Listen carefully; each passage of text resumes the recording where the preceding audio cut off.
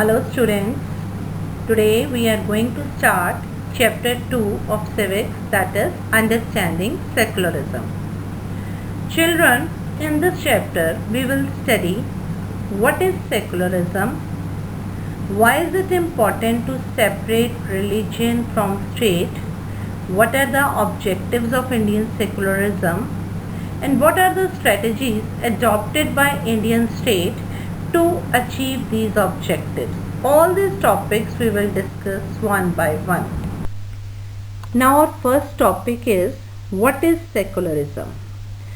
Children, in the previous chapter we studied the key features of Indian Constitution, and among those features one feature was secularism, which said that India is a secular state. Now what is a secular state? A secular state is that state in which no official recognition is given to any particular religion. We also studied about the fundamental rights granted to Indian citizens, and among those fundamental rights there is one right to freedom of religion. Now, which says that religious freedom is provided to all citizens. Every citizen has the right to practice, profess and propagate the religion of their choice. To provide this right to all citizens, Indian state adopts a method of separating itself from religion. This is what secularism means. Secularism means separation of religion from the state. Now the question arises, why is it important to separate religion from the state? The first important reason is it is important for a country to function democratically. What does this mean? That if a country has to function in a democratic way, it must separate itself from the religion. Now how does this happen? Let's discuss. In almost all the countries, हर देश में बहुत सारे धर्मों के लोग रहते होते हैं, तो इन रिलीजन्स में से कोई ना कोई पर्टिकुलर रिलीजन होगा जो मेजॉरिटी में होगा.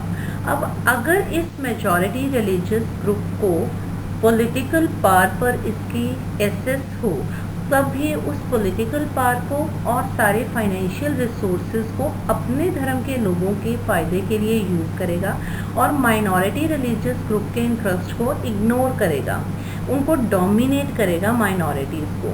तो उस डोमिनेशन को प्रिवेंट करने के लिए और माइनॉरिटीज़ के फंडामेंटल राइट्स की वायलेशन को रोकने के लिए ये बहुत ज़रूरी होता है to separate religion from the state. The next important reason is to protect the freedom of individuals to exit from their religion, to embrace another religion, or have the freedom to interpret religious teachings differently. क्या इसका मतलब क्या है कि democratic society में रहने वाले लोगों को ये फुल फ्रीडम होती है कि वो अगर कोई भी धर्म अपनाना चाहे, अपना धर्म चेंज करना चाहे, तो दे कैन डू इट. अपना धर्म छोड़कर कोई और धर्म अपनाना चाहते हैं तो वो उसे कर सकते हैं. इसके अलावा वो अपने धर्म के जो गुरु हुए हैं उनकी टीचिंग्स को अपने वे में ले सकते हैं, अपने वे में उनको प्रैक्टिस कर सकते हैं. सो इस फ्रीडम को प्रोटेक्ट करने के लिए भी स्टेट और रिलीजन को सेपरेट करना ज़रूरी है. So these are the main reasons why is it important to separate religion from the state. Now our next topic is objectives of a secular state. Indian Constitution says that India is a secular state. Every secular state has to achieve these objectives. First is, one religious community does not dominate another. It means that एक धर्म के लोग दूसरे धर्म के लोगों को dominate नहीं करेंगे, उन पर अपना दबाव नहीं डालेंगे. Second, some members do not dominate other members of the same religious community. एक ही धर्म के अंदर कुछ लोग अपने ही धर्म के दूसरे लोगों को डोमिनेट नहीं करेंगे.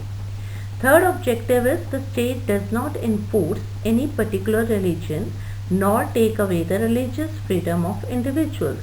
गवर्नमेंट की तरफ से हमारे ऊपर कोई भी रिलीजन अपनाने के लिए दबाव नहीं होगा और ना ही स्टेट जो है वो हमारी धर्म की आज़ादी को हमसे छीन सकता है. Now we will discuss the strategies adopted by Indian state to achieve these objectives. Strategy means the method adopted to achieve some target. So the strategies adopted by Indian state are, first one is distancing itself from religion. Indian state maintains a distance from the religion. India is not ruled by a particular religious group, nor does it promote any religion. No official recognition is given to any particular religion. So it maintains a distance from religion. Second strategy is that of non-interference. Indian state doesn't interfere in the religious matters of any individual. All citizens living in India have full freedom to practice their religion in their own way. State doesn't interfere in it. Rather, it gives certain exemptions to them. For example, in our country, wearing helmet while riding a two-wheeler is very compulsory. There is a law that if we do not wear helmet, we will be fined. But in Sikh community, wearing turban or pagdi, that is an essential part of their religious practice. So when they are wearing turban, they can't wear helmet. So this community is exempted from wearing helmet. If they don't wear helmet, they are not fined. Thus, Indian state respects the religious sentiments of all citizens. Third strategy is that of intervention. Now it seems quite controversial that first we are saying that it adopts the strategy of non-interference. Now we are saying that it intervenes. Now let us see, let me explain it through an example. That Indian state can intervene in religious matters if something wrong is happening in particular religion. For example, untouchability. The practice of untouchability was going on in Hindu religion. What was this practice? That within Hindu societies, the upper caste people were in the habit of dominating the lower caste people. They discriminated against them. Lower caste people were not allowed to enter the temples, to use public tanks, etc. So it was an evil practice going on in that society, and Indian state intervened and abolished that practice. Article 17 of Indian Constitution deals with this. It says that practicing untouchability is a punishable offence. Thus, Indian state adopts these methods to achieve the objectives of secularism. Now we will discuss in what way is Indian secularism different from that of other democratic countries. We will take the example of USA.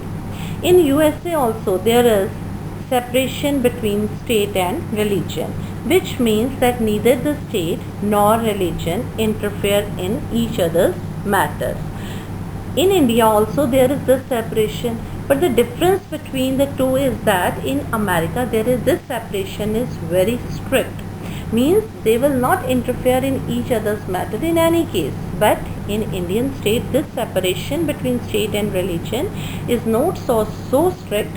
Indian state can intervene in the religious matters if it is required, as we have studied earlier.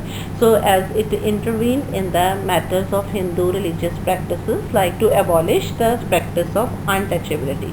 Thus it separates itself, it not so strictly, but it maintains a principled distance from the religion in such a way that all people can enjoy religious freedom.